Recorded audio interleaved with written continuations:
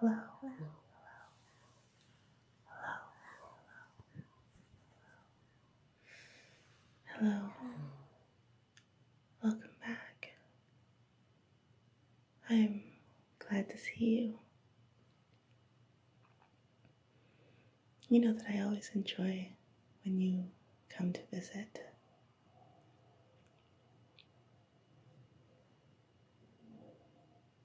It makes me feel less alone. But I've been having thoughts, images. I've been kind of more thoughtful than usual. Lately, I've been finding snippets, turning the pages of the minds of some of the individuals that have come to see me, unlocking little drawers here and there to see what goodies are hidden inside. Carefully, of course. And I've been hearing about a certain specimen that has been secured by the Foundation. An anomalous creature, much like myself. Do you know what I'm talking about?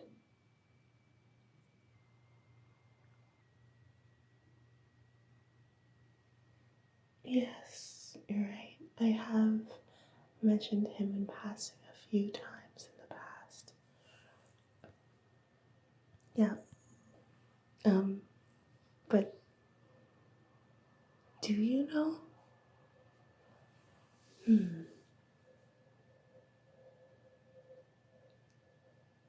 You think so?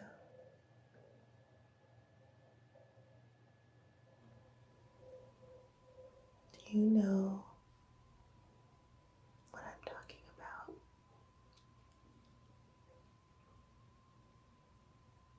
Yes, I've mentioned him in the past. And him.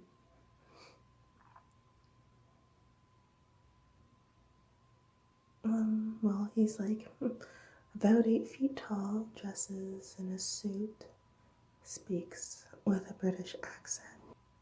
And, well, you might think I'm crazy when I say this, but he looks like a dog.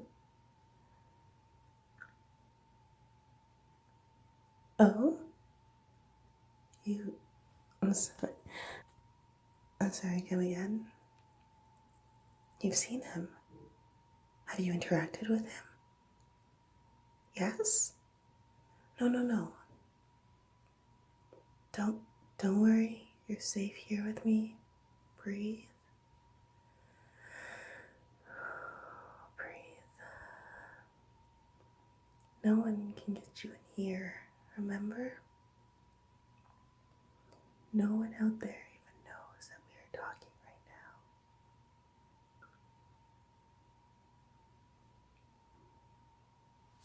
So it's okay. Shh, pat.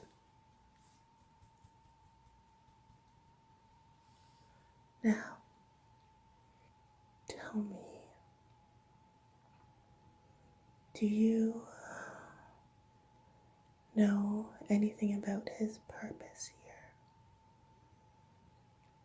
Is he just being monitored and contained like I am?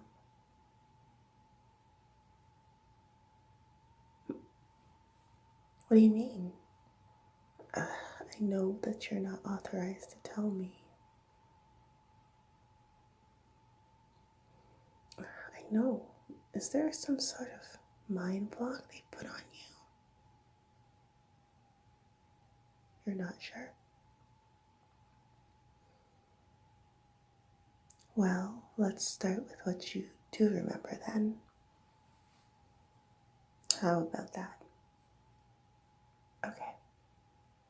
Go on. He is tall. Yes, I've given you as much information. Yep, looks literally like a Dogman. Yeah, go on.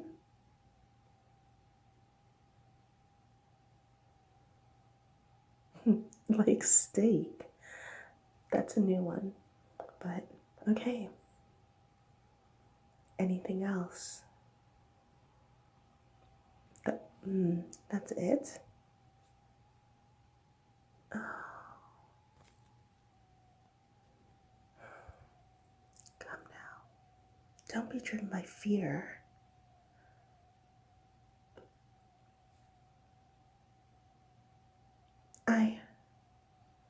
What do you mean?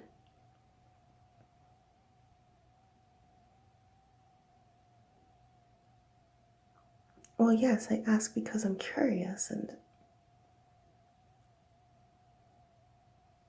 Okay, well... Okay, yes, I do want to know outside of just gathering knowledge. Yes. Yes, I do sort of know him.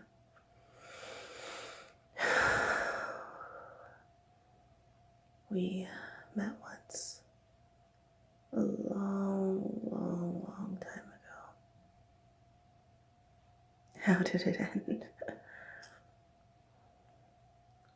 Well, let's just say we wouldn't be considered the best of friends were we to meet now. There was no hair braiding and there were no tea parties. Although tea was involved. Oh, you are getting better at this. So you want to make another trade. I see. No. You've been very good and very loyal as far as I can see. And yes, you're right.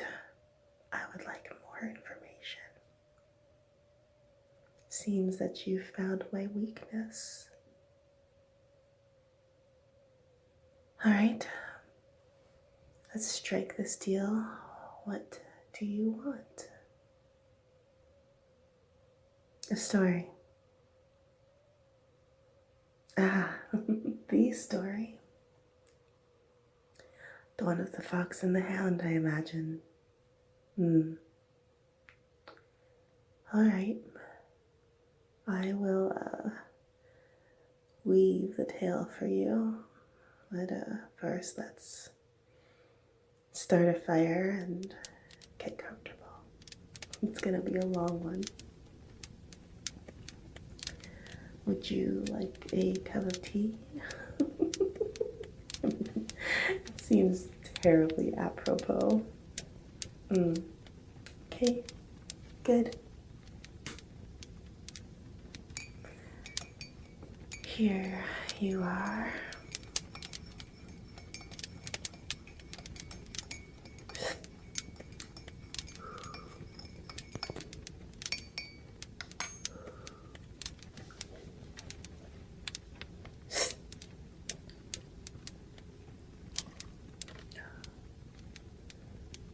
All right, well, let us begin. I want you to close your eyes and into your mind. Imagine absolutely nothing but blackness. Let me fill that void with images so that you can be right there, right where I was when I met him. Breathe in, breathe out. Sip your tea. Enjoy the sensation of the warmth flowing into your mouth, down your throat, heating your belly. It's a nice, warm, comfortable feeling. I'll get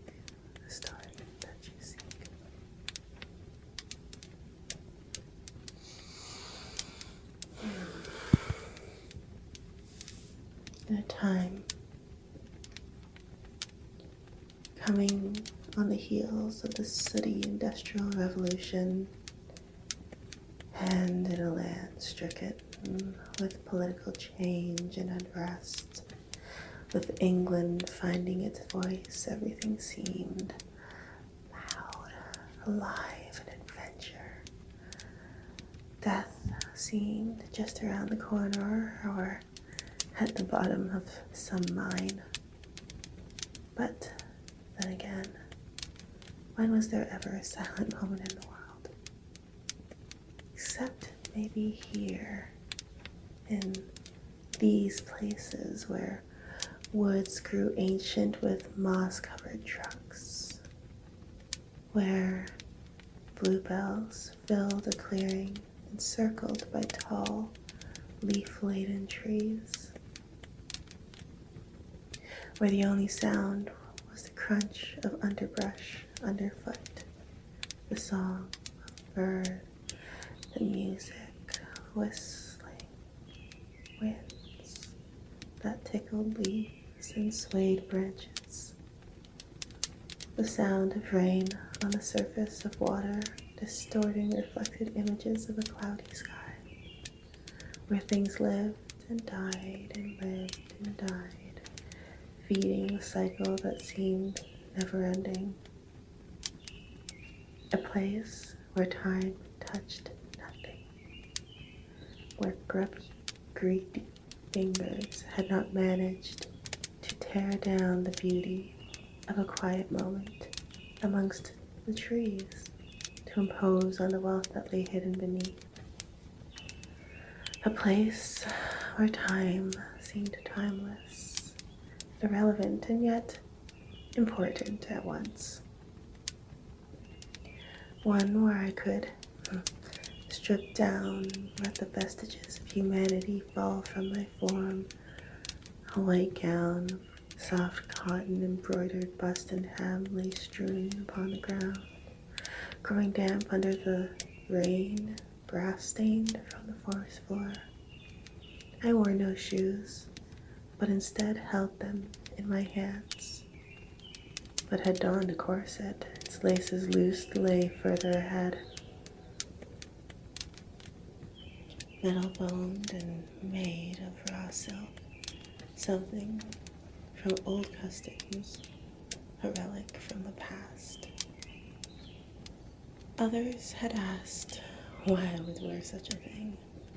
When the time called for freedom from restraint, and I would simply smile and reply that I thought they were darling things, chasing the comment with a shot of whiskey and laughter that sounded like bells. But besides all that, if you were to look and continue, you'd think you were on a trail of lost items leading to the lost, or so I'd have called it. In those days, I did not appear as I do now. Then I was all long, strong legs, the figure of a woman, not waif-like but curvaceous. Flesh so white it glowed silver under the moon, reflecting the blue of thin veins beneath soft skin. Armed with hips that curved and dipped toward the slender waist, with a rear that was ample, full, taut and soft at once, and breasts that heaved and bounced joyously, and a face that could stop many in its tracks, and often did. Crystalline eyes that shone the color of the locks from which this iteration of me had been born. A green blue so clear it was as though one was peering into the pristine depths of a cavern lake. A world behind my eyes that only some could see. And fire. Yes, fiery locks of formidable lengths that reached in lofty, softly curved waves nigh to my knees. Color of rust, of copper shined and polished a million times, untouched. Naked as the day I was born, I found solace in my animal form, And out there in the perfect freedom of the forest, I felt safe to assume it. And I had on that day to pounce on butterflies and lick the raindrops from drooping leaves, hunt after a rabbit, letting go and reveling in the ease of a quiet mind. I'd meant for it to be a lazy day, a treat to myself before returning to the bustling city.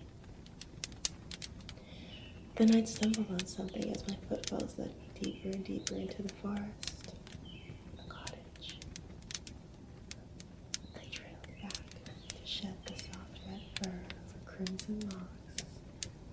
As I had dressed and finished tying my corset, tail and ears still of a Vulpine nature, I heard the crunching of sticks and leaves nearby, drawing my attention to the watchful eyes of someone, something I thought had been exiled from existence.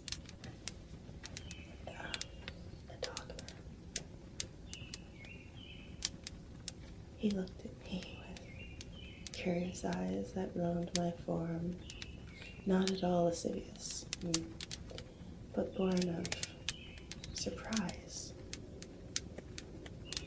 Whether it was to find a creature much as myself, or anyone at all out here, I may never know, but there was the fire of intellect burning brightly in the depths of his blue gaze, much like a cut and polished sapphire, brought even more to life, offset by the shaggy black fur, shiny and thick.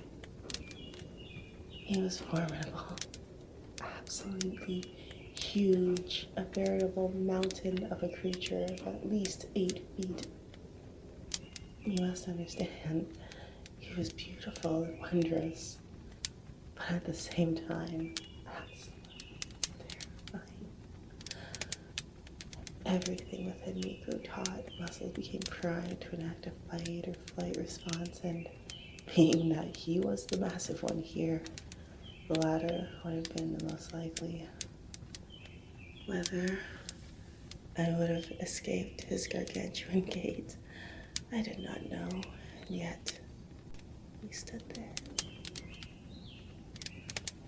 staring in silence until it was broken by him, this suited dogman boasting a parasol to keep the rain from his suit coat. Some might have found it almost comical. I, however, did not.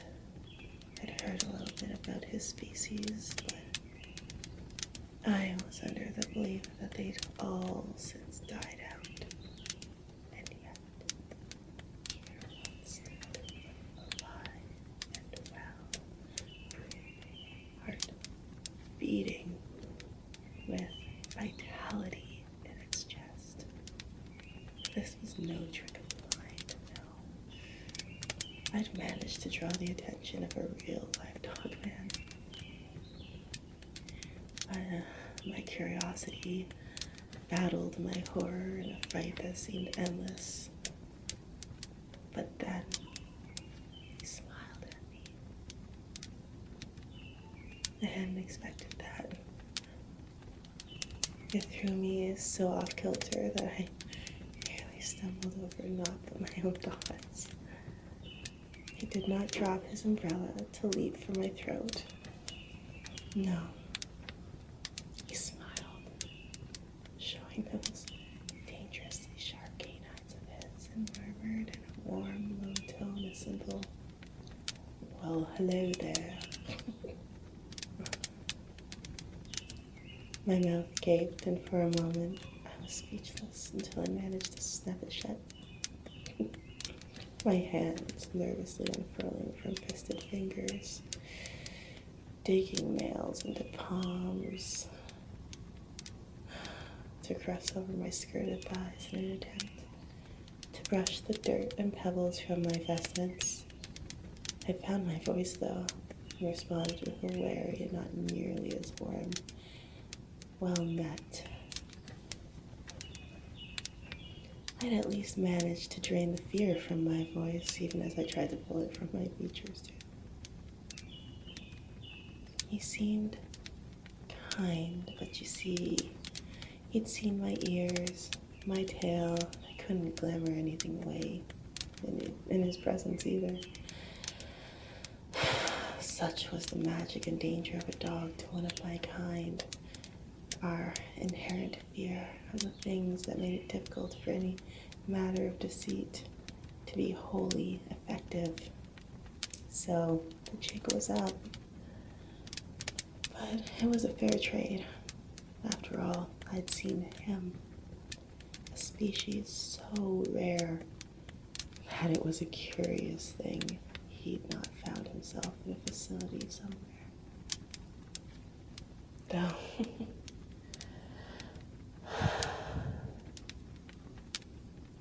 I suppose he has now.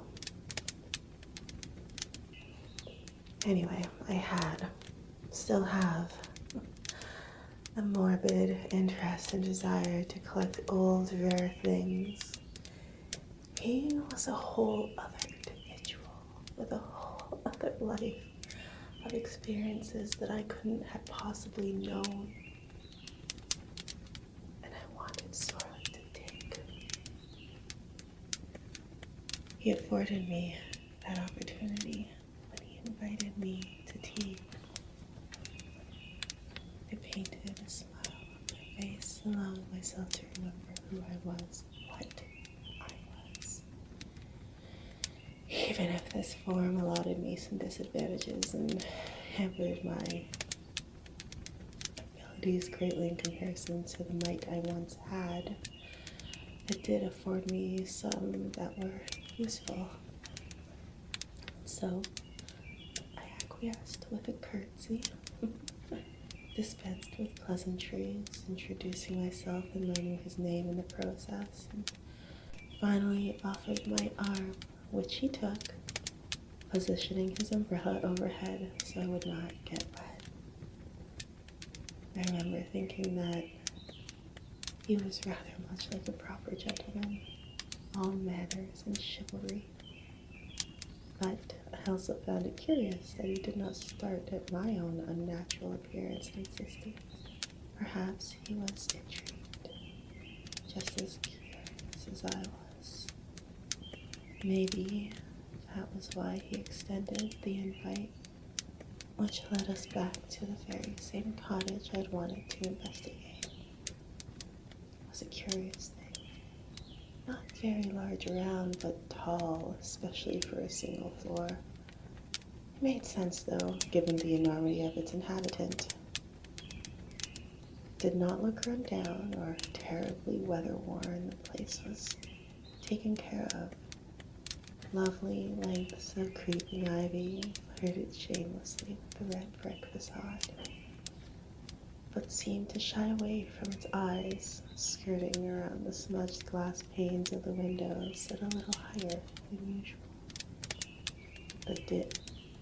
The door was a thing of beauty, a thing of antiquity, large, doubled, tall, and arched with two large iron knockers and filigreed metal bolted in place. It was something out of a fairy tale. Perhaps he thought himself a Prince Charming. He unlocked the door and invited me in ahead of himself. I insisted he go first, which we quibbled over briefly before he did as he was told. I was not keen on having him at my back, not when I knew nothing of his intentions, and the question of whether he was friend or foe remained an elusive mystery.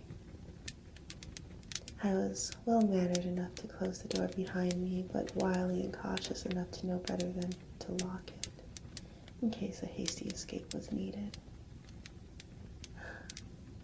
Seeming far less primitive than I watched him as he removed his shoes and walked inside, while I wiped sullied feet on the welcome mat and set my shoes down.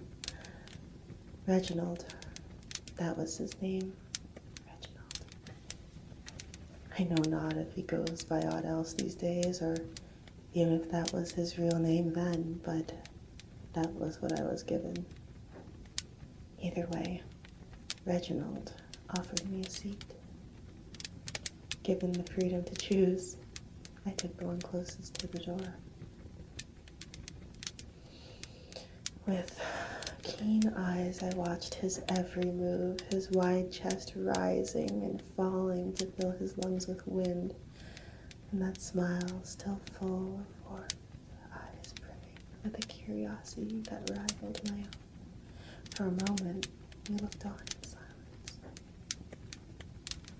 Not the sort born from an awkwardness that you would find amongst humans when two strangers could not find the breath or the courage to utter a single syllable, but one that filled the small antechamber with the racket of unspoken questions. Who was he? Who was I? What was he? What was I? Why was he here? Where did we come from? What was his purpose? The last was the most concerning to me. I'd not heard a great deal on the topic of Dogman, but I'd heard some things, and that lore which I'd managed to stumble upon in my own adventures did not always paint these seemingly mythological creatures in the brightest of lights. Did he seek to devour me?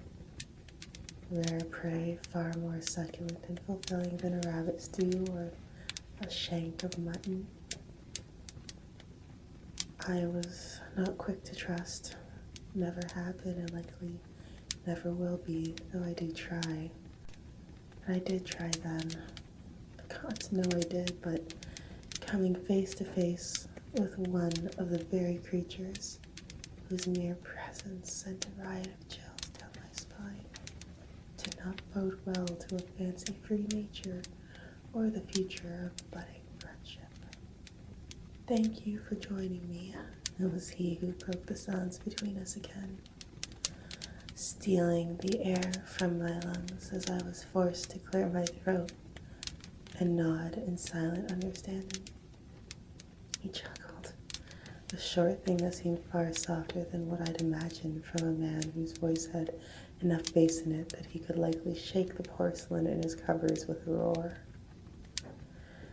His head quirked to the side, jet black ears flopping playfully in sync. My brows furrowed a moment as again we were made to silently contemplate one another. But it did not last long. He turned his back to move towards the kitchenette, picking up a corked bottle of water to pour half its contents into a kettle that sat at the ready on a stove atop an already burning fire. Next, busying himself with retrieving china cups and matching saucers from their homes. This time, I was first to break the vigil of silence we'd taken up yet again, inquiring as to how he found himself here in this forest. It affords me the silence and solitude that I need when I need it. His answer was abrupt, but he'd given me just that bit of string, that one you find in a knitted sweater that you tug. And if you tug enough, the entire thing just unravels. A door left open, even but a crack, is enough for a thief in the night to enter and ransack your most precious belongings. And so, as he sat, I kept him talking while divulging very little of consequence about myself. Though I will say the way he spoke, the questions he asked did not seem those of a being looking to manipulate another. They seemed more those of a man who'd spent too much time locked away inside his own mind, seeking the companionship of something like himself. Another anomaly, as it were. However, sadly, this revelation did not hinder my pursuit. I weaved inside the labyrinth, slightly altering bits and pieces here and there, tugging, pushing, pulling, twisting, avoiding those watchful eyes that might find what I was about and alert the man of the manor to the fact that I was within his precious garden amongst his prized possessions. Could be done more obviously, of course, getting inside someone's head, making them open up to give you the truths you seek, but I'm a fox. It is in my very nature to sneak around. But while I was wily, I was also greedy. Every door I opened, I wanted more. I wanted inside that pretty little pup's head to see what he'd seen, taste what he'd tasted, know what he knew. I shouldn't have done it, I know, but such a rarity, you see, and a kind that could be so very dangerous to one like myself. I needed to know his story, to lure him in, to, well, control him. He would have made an impossible opponent. But I had intended to make him a friend, a guard. If I'm being honest, well, a puppet. Like a seamstress, I weaved, dipping in and out of his subconscious with words of reassurance, used to manipulate him into a certain mood, remaining calm to ensure that atmosphere soaked into his psyche and urged him to feel the same. See, certain empathic abilities allow you to control your surroundings, to control the moods of other people. You do not always need to go as a bull in a china shop into the minds of others and take what you want, though that afforded its own kind of fun. Nonetheless, I urged him to feel the same. You are kind, Dogman. You are kind, Dogman. You are kind, Dogman. You wouldn't hurt an innocent, would you? It was that which brought about a story that flowed from his maw like tar, thick and dark and venomous. A story of war, of control, bloodied hands and feet, the taste and scent of human flesh and blood. He had been a weapon used in what should have been man-to-man combat. A secret that only the winning side knew of, because there were no survivors left to tell his tale from the perspective of the losers. After all, history is written by the victors. I drank up that story. I drank it up with a sickening combination of terror and need. But that was the trigger. I dug too deep, too soon, and he stood, taken aback and affronted. What manner of magic is this? What creature of hell are you? In less than a moment, he'd gone from kind and warm to dangerously enraged. His arm, like a thick branch, swept across the table, sending saucers and tea flying, clambering to the floor with a shrill shattering. With a gasp, I pushed myself back from the table, barely escaping as it was the next to be airborne, overturned without thought, smashing against a buffet with a loud wooden thud. My heart beat so hard in my chest it felt as though thunderous tribal drums had taken its place. I could hear it in my ears, feel the blood pumping through my veins, and his eyes, those eyes once full of keen intellect and interest, no longer held those sentiments for me. He did not see a strange, harmless creature before him, but instead someone that reminded him of a time long past when he'd been used as a toy for the destruction of men.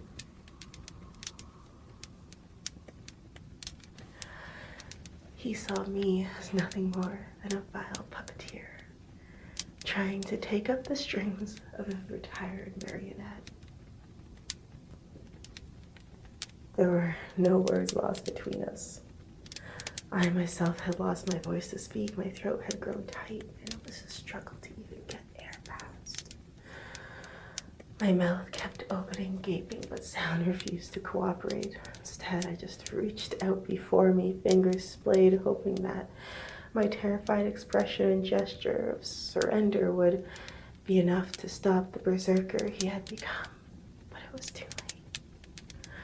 There were no lights on upstairs, save that deeply dark and disturbing fire that glowed in those bright blue eyes.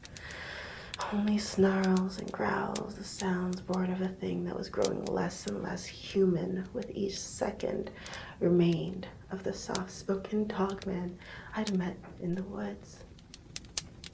He bellowed like the Cerberus guarding the gates of hell, leering towards me on the hunt to send me back to that torrid, fetid place of rotting flesh and broken dreams, and I wouldn't go. Oh no, I wouldn't go back. I couldn't go back. I can't ever go back. He reached for me with his massive hand. It was then that I noticed the razor-sharp claws which matched the edges of his teeth. I dipped, but he managed to catch me right there on the shoulder with enough force to flay the flesh and force me flying out the window. Glass shattered, splintered into hundreds of glittering shards as I landed on the ground outside.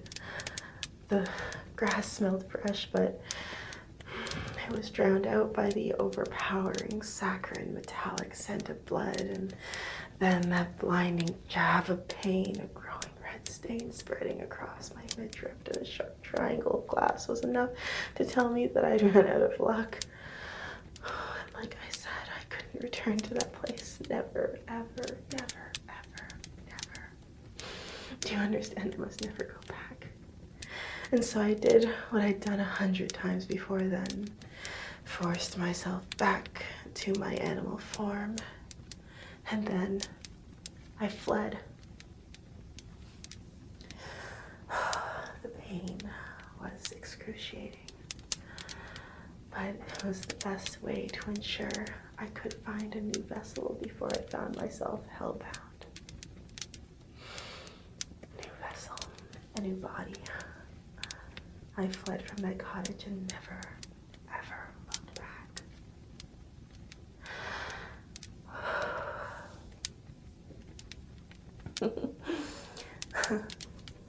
Well then,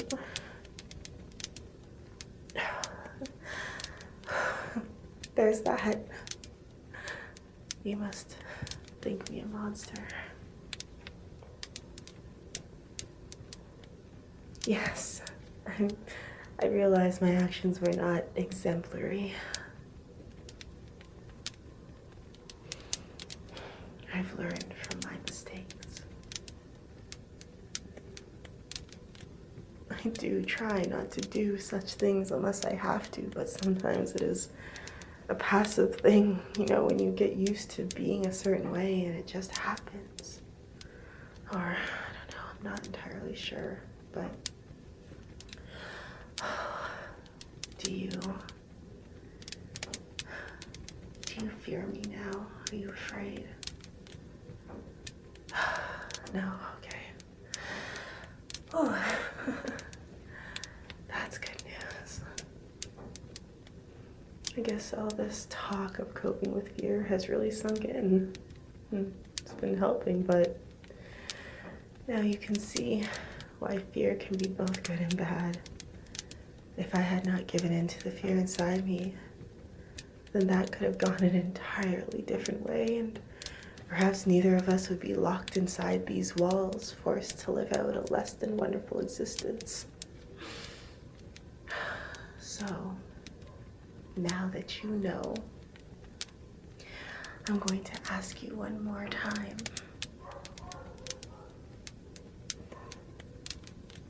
Will you help me